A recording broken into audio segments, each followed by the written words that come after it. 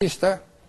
Es más, está el proyecto de ley de antibióticos ahora, y no es otra cosa más que aplicar la ley que existe. ¿Y cómo van a verificar que se respete?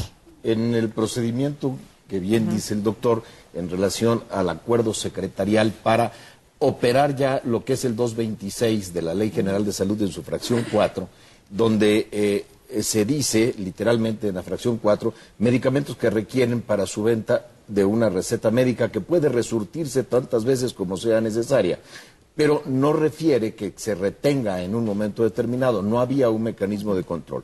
El acuerdo secretarial ya determina cómo deberá registrarse la expedición de este medicamento, de estos antibióticos, y en qué momento debe retenerse la receta. Para eso la COFEPRIS tiene ya un acuerdo que logró, entre otros, en una revisión con grupos médicos, con las farmacéuticas. Posiblemente salga ya publicado en el Diario Oficial en estos días, posiblemente esta semana o la entrante, y se va a desarrollar toda una serie de actividades para promover ante médicos y farmacias y público en general cómo va a operar el mecanismo de control de la venta de antibióticos. Yo sí quisiera hacer aquí una aclaración, porque la gente puede tomarlo a mal. No se trata de una medida para llevar más pacientes al médico. Simplemente se trata de proteger a los pacientes. Se trata de proteger a los pacientes.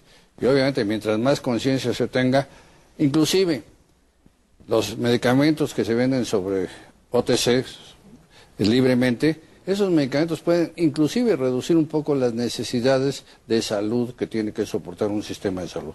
¿Por qué? Porque las enfermedades como el dolor de cabeza, una gripa o alguna enfermedad crónica que ya el paciente ya vio al médico, el médico ya le recetó, simplemente confirma con el médico que debe seguir su tratamiento. Pero ahí también tiene su riesgo, ¿no? Porque un paciente hipertenso que se toma un medicamento contra la gripe que ocasiona vasoconstricción, pues le puede generar una crisis hipertensiva fuerte, ¿no? Entonces siempre hay que tocar base con el médico, ¿no? Sí, es una de las ventajas de la autoprescripción.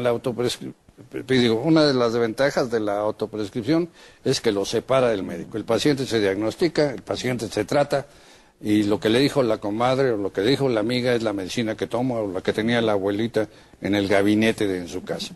En la automedicación, ¿verdad?, el paciente puede estar en contacto con el médico. No necesariamente tiene que ir a visitar al médico, no necesariamente tiene que pagar uno, claro, ¿verdad?, sino simplemente estar en contacto. Y además de la intoxicación que te puede generar, de, digamos, también una resistencia bacteriana que hablábamos, ¿qué otras cosas te pueden pasar con un medicamento que no te corresponde y que te lo estás tomando? Por ejemplo, decíamos del dolor de garganta, puede ser también, digamos, un reflujo que te esté irritando la garganta. ¿Qué complicaciones hay graves con la automedicación? El problema más serio, yo diría que la autoprescripción, vuelvo a insistir mucho en esto, parte de un autodiagnóstico. Y entonces, bueno, ¿qué es lo que puede suceder? En primera instancia, que el padecimiento que está originando el problema aumente de manera natural porque el medicamento que se está autoadministrando a la persona no es el adecuado. Entonces, hay un riesgo de que lleguen pacientes con un proceso evolutivo más grave, más severo, a un servicio cuando podía haber sido atendido de manera más fácil. Esto, una de las cosas que nos dejó el problema de la influenza, mucha gente creyó que era un cuadro catarral, asistió a un proceso de autoprescripción, diagnosticándose un cuadro catarral común, y resulta que llegaban demasiado grave al hospital, había que intubarlos, y la mayor parte de los que autoprescribieron un medicamento fue de los que hubo la mayor mortalidad. Ese es uno de los ejemplos que se empezó a generar. ¿Por qué deberíamos controlar, entre otros, los antibióticos? Porque había quienes utilizaban los antibióticos precisamente por esta eventualidad. Sí, que decían que no te medicaras si tenías el menor síntoma, ¿no? Pero ya hasta que la gente entró en alarma, realmente empezó a visitar al médico. En el caso hay que destacar que un catarro, una gripe, es de origen viral, y ahí los antibióticos no van a hacer nada. Las personas que dicen es que yo estornudo y entonces me inyecto penicilina y me curo, no es cierto, es absolutamente falso. El antibiótico no le va a hacer absolutamente nada al virus. Hay que tomar antivirales, por eso es importante consultar al médico. Y la penicilina es un antibiótico que cuando produce una reacción alérgica es de carácter cualitativo, no importa la cantidad que se administre. Y la reacción alérgica de la penicilina puede ser desde leve hasta muy severa. Claro. O la mezcla de medicamentos, ¿no? También. Que te tomas algo porque te sientes mal y ya estás tomando otro medicamento que no van, digamos, que no pueden tomarse juntos, ¿no?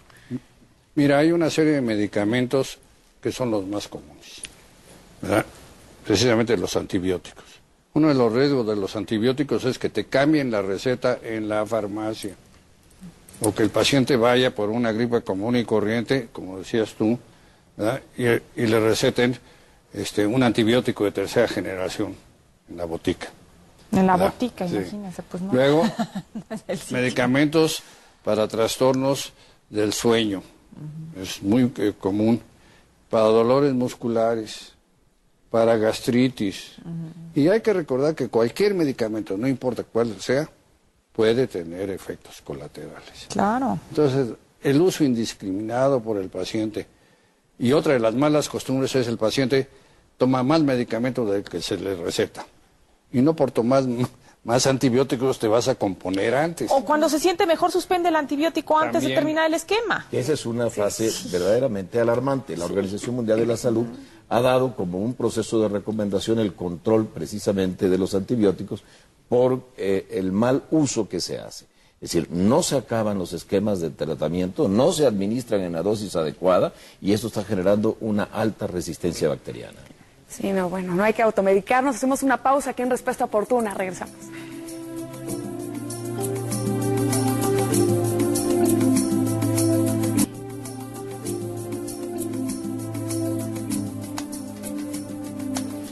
Angie Reyes 29 nos tuitea, dice, me automedico porque mi cuñado trabajó en el almacén del IMSS y porque a los doctores les falta mucho por leer y dan cada cosa.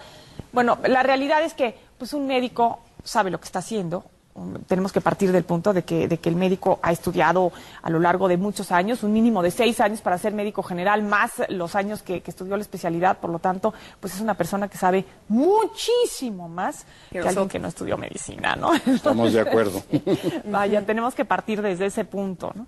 Y, por ejemplo, decíamos fuera del aire de la receta, que el médico también tiene que poner el nombre genérico, ¿no? Yo creo que sería obligación del médico. Está previsto y el acuerdo retoma lo que es el reglamento de insumos para la salud, los artículos 30 a 32, refieren que el médico debe poner el nombre genérico cuando exista y si él desea el distintivo de la marca como un mecanismo secundario, pero si está poniendo el genérico, el de la farmacia debe primero ofrecer un genérico y secundariamente decirle de los prescritos como marca, me dijeron estos que están en la receta, cuál prefiere, cuáles son los costos y que elija el paciente. Sí, también hay que entrar a la modificación de la receta médica. Creo que eso es muy importante y tú lo debes de saber muy bien, porque hay que poner la dosis adecuada por el tiempo adecuado. Claro. Esto